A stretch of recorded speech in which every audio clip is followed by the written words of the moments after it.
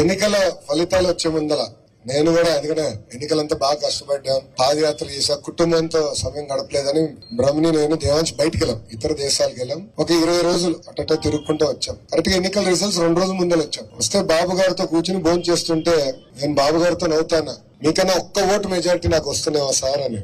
బాబు గారు నవ్వుతా, కుర్రోలు కదా కొంచెం స్పీడ్ ఎక్కువ, చూద్దాంలే ఇంక 2 రోజులు వస్తున్నాయి కదా నీ రిజల్ట్స్ అన్నారు. కానీ నిజంగా నాకు ఇప్పుడు కూడా గుర్తు, బాబు గారు అక్కడ టేబుల్ పొడుగ్గా ఉంటుంది, అక్కడ బాబు గారు కూర్చున్నారు, ఆయన పక్కన నేను కూర్చున్నా, అందరూ ఉన్నాం. ఆ రోజు అందరూ చాలా సంతోషంగా ఉన్నారు, ఆనందంగా ఉన్నారు. నా ఒక్కడికే చౌంట్లు పెట్టినది, నా బాగా గుర్తు. ఇప్పుడు కూడా బ్రహ్మి అడిగింది, ఆ రోజు కూడా అడిగింది, నేను చౌంట్లు పెడుతున్నాయి వచ్చేసింది కదా రిజల్ట్స్, మన ప్రభుత్వం వస్తుంది కదా అంటే మంగళగిరి మెజారిటీ ఎంత ఇక్కడ ఒక ఛాలెంజ్ గా నేను తీసుకున్నాను అని చెప్పాను. నేను అడిగింది మిమ్మల్ని 53,000 తల్లి, కానీ మీరు నాకు 91,000తో గెలిపించారు. దాడితే కదా నన్ను ఒక్క ఓటుతో గెలిపించినా నేను పని చేస్తా, మీరు ఎంత ఎక్కువ ఇస్తే నాకంత బలం, కొండంత బలం. అది నేను యుద్ధం చేసి పోరాడి పవనంతో కూడా అవసరం మీకు గుర్తుందా లేదు, పవనంతో కూడా పోరాడతా, బాలుగారితో పోరాడతా, నిధులు తీసుకొస్తే అభివృద్ధి చేస్తా అని చెప్పి ఆ పోరాటం నేను చేస్తున్నా తల్లి.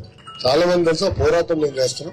నియోజకవర్గం నా గుండెల్లో పెట్టుకుని కాపాడుకునే బాధ్యత నాది. మీ కుటుంబ సభ్యుడిని, మీ అన్నని, మీ తమ్ముడిని, మీ కొడుకుని, మీ మనవడిని మీరు ఏ బాధ్యత అయితే నా మీద పెట్టుకున్నారో తప్పనిసరిగా ముందలు తీసుకెళ్తానని పవిత్ర మాసం అప్పుడు మీ అందరికి హామీ ఇస్తూ, మీరు గత ఎన్నికల్లో నాకు అండగా నిలబడ్డారు. నేను అడిగిన దానికన్నా ఎక్కువ మెజారిటీతో నన్ను గెలిపించారు, ఆశీర్వదించారు, నన్ను దీవించారు. దాని వల్లనే ఈ రోజు కేబినెట్ లో కానివ్వండి, ఇతర మంత్రులతో మాట్లాడినప్పుడు నేను అడిగింది వాళ్ళు కాదని చెప్పే పరిస్థితి లేరు తల్లి. అమ్మ మనందరి కళ 100 పడకల హాస్పిటల్ శాంక్షన్ చేపించారు తల్లి.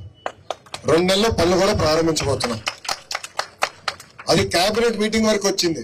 కేబినెట్ మీటింగ్ వరకు వస్తే ఒక సీనియర్ మినిస్టర్ గారు మంగళగిరి కదా సార్ అప్రూవ్డ్ సార్ అన్నారు. నేను అడగాల్సిన అవసరం కూడా రాలా, ఎందుకంటే మీరు అట్లా ఆశీర్వదించారు, మెజారిటీ ఇచ్చింది. అది ఈ రోజు ఎవరు అడిగే పరిస్థితులు లేరు. మంగళగిరి అంటే చేయాలి అనేది వాళ్ళకి అర్థమైంది. మీరు ఏదైతే బాధ్యత నా పైన పెట్టారో ఈ పవిత్ర మాసం అప్పుడు మళ్ళీ హామీ ఇస్తున్నా, ఏ బాధ్యత అయితే నా పైన పెట్టారో తూచా తప్పకుండా అమలు చేసి మళ్ళీ నేను మీ దగ్గరకు వస్తానని ఈ సభాముఖం తెలుపుకుంటూ